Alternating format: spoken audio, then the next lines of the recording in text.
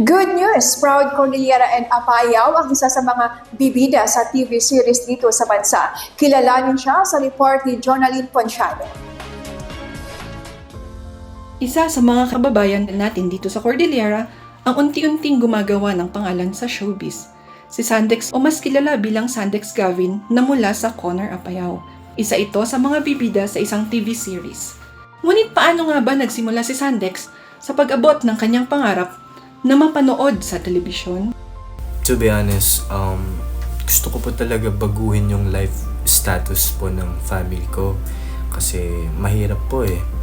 And gusto ko po iparanas sa kanila yung mga bagay na deserve po nila. Gusto ko po, ayoko po silang nahihirapan, gusto ko po magaan lang. And that's the thing na talagang ginagawa ko po yung best ko para magpatuloy po. Bukod sa pangarap niyang mapanood sa TV, nais din niyang makilala ang kanyang probinsya, ang Apayao.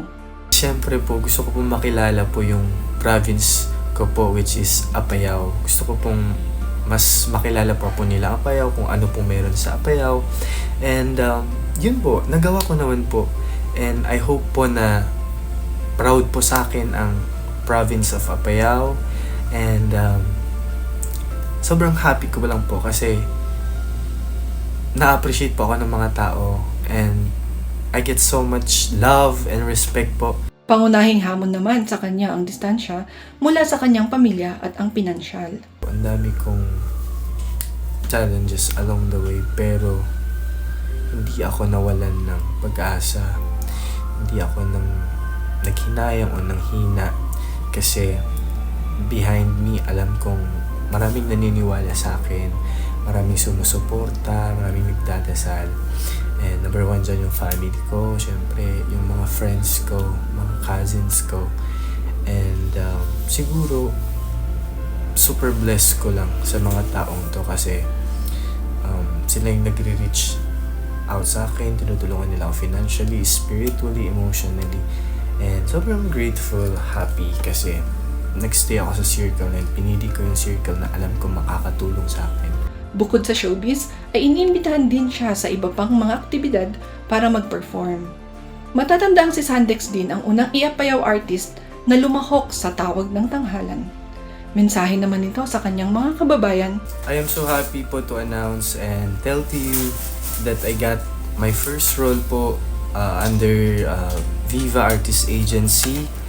Titled My Husband is a Mafia Boss, directed by Direk Fifth Solomon. Kasama ko po dyan sila Joseph Marco, Renescano, and Dan Aquino. And sobrang happy po ako kasi nakuha po ako, napili po ako as cast and I will be playing the role of Phoenix Strife. At paano po mapapanood ito? I-download nyo lang po yung Viva One app sa any downloading app. Maragsakan ak unay kakailyak nga taga Cordillera, lalo iti probinsya nga Apayao, iti ma-receive ko unay nga suporta kanyayo.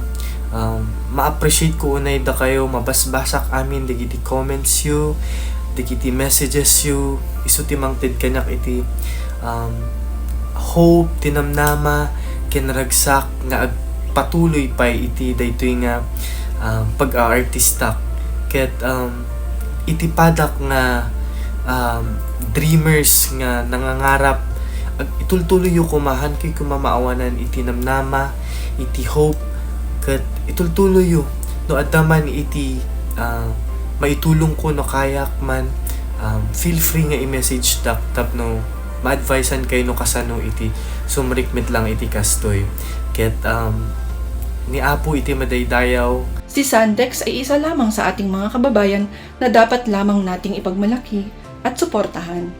Siya ni Sandex Bayawan Nunag o mas nakilala po bilang si Sandex Gavin.